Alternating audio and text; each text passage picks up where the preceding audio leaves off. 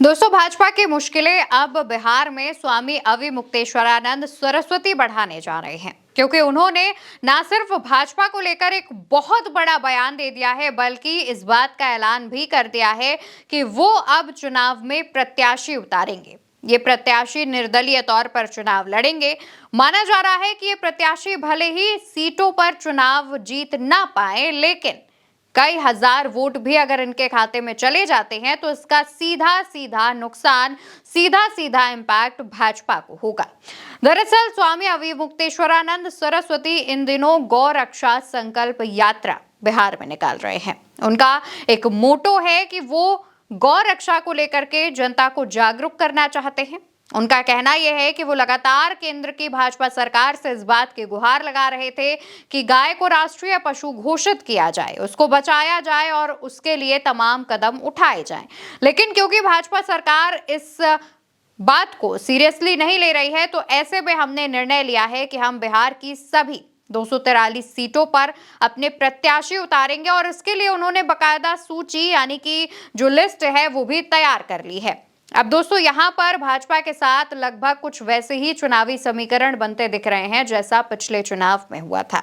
पिछले चुनावों में भाजपा के साथ जेडीयू भले ही थी, लेकिन चिराग पासवान, जो कि मोदी के हनुमान हैं, वो निर्दलीय उतर गए थे।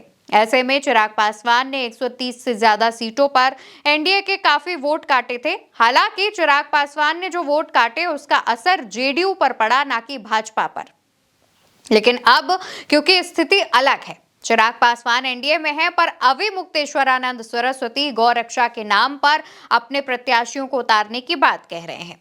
अविमुक्तेश्वरानंद सरस्वती जब अपने प्रत्याशी उतारेंगे, जो भले ही निर्दलीय कैंडिडेट हों, लेकिन अगर इनके पास कुछ हजार वोट्स भी चले जाते हैं तो ये भाजपा के लिए बहुत बड़ी मुश्किल खड़ी कर सकता है। अगर हम पिछले चुनावी नतीजों पर बात करें तो करीब 11 से 12 ऐसी सीटें थी जहां पर जीत हार का अंतर 1000 वोट था या फिर इन वोटों से भी कम था। और अगर 1000 वोट भी अविमुक्तेश्वरानंद सरस्वती के कैंडिडेट्स ले जाते हैं तो सीधा सीधा नुकसान भाजपा को होगा।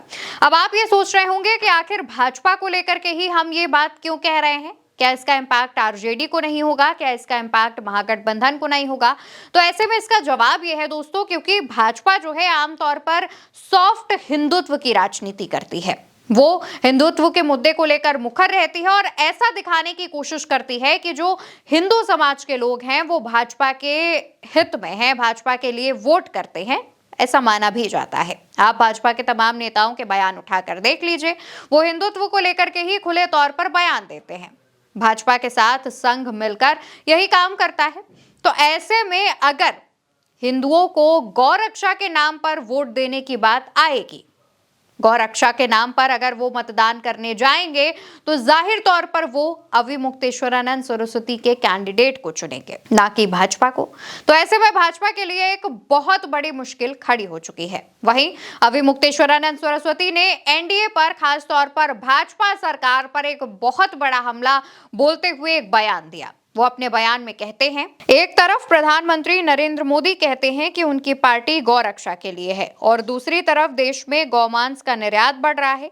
ये बेहद चौंकाने वाला और परेशान करने वाला है। दोस्तों, यहाँ पर सीधे सीधे अविमुक्तेश्वरानंद सरस्वती केंद्र की भाजपा सरकार की पोल पट्टी खोल रहे हैं। यहाँ पर वो बता रहे हैं कि केंद्र की मोदी सरकार भले ही गौ रक्षा को लेकर बड़े बड़े दावे, बड़े बड़े वादे करती हो, लेकिन सबसे ज्यादा गौ मांस का जो आयात है वो यहां से हो रहा है और इसको लेकर के वो भाजपा की सरकार पर निशाना साधते हैं।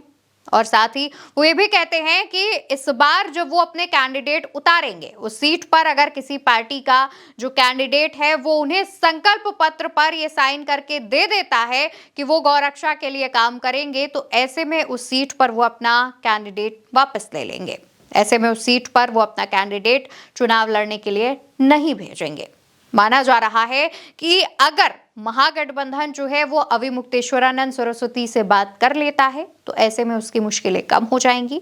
लेकिन भाजपा के सामने दोहरी मुसीबत है, जहां एक तरफ अविमुक्तेश्वरानंद सरस्वती लगातार अपने बयानों से भाजपा के लिए मुसीबत खड़ी कर रहे हैं, तो वहीं दूसरी तरफ निर्दलीय प्रत्याशियों का भी वो ऐलान कर चुके हैं। वहीं राम मंदिर की प्राण प्रतिष्ठा और प्रयागराज में हुए महाकुंभ को लेकर जितनी खामियां सामने आई थी, उस पर सबसे ज्यादा मुखर अगर कोई था तो वो अविमुक्तेश्वरानंद सरस्वती थे, जिनको जगत गुरु के रूप में भी देखा जाता है। और ऐसे में अगर वो सवाल उठाते हैं तो उनकी बात को देश की जनता काफी गौर से सुनती है और इसका इम्पैक्ट भी काफी ज्यादा पड़ता है। वहीं अगर हम बिहार के चुनावों पर बात कर रहे हैं तो राजनीति समीकरण पर बात ना करें ऐसा नहीं हो सकता। बिहार की राजनीति में जो जातिवादी राजनीति है वो हावी रहती है। माना जाता है कि बिहार और उत्तर प्रदेश जैसे राज्यों में चुनावों के दौरान जाति के मुद्दे पर भी वोट पड़ते हैं और ऐसे में जब गौरक्षा की बात हो रही है तो गौरक्षा को ज्यादातर ब्राह्मणों और हिंदुओं से जोड़कर देखा जाता है। माना जाता है कि गौ जो गाय होती है उसे जो ब्राह्मण है वो माता मानते हैं, जो कि साफ बात है। तो ऐसे में अगर अविमुक्तेश्वरानंद सरस्वती लोगों से वोट करने को कहेंगे तो वोट उनके कैंडिडेट्स के पास जाएंगे। और बिहार में जो ब्राह्मणों की आबादी है वो करीब करीब 3.5% के आसपास बताई जाती है। कई सीटों पर ये निर्णायक भूमिका में है।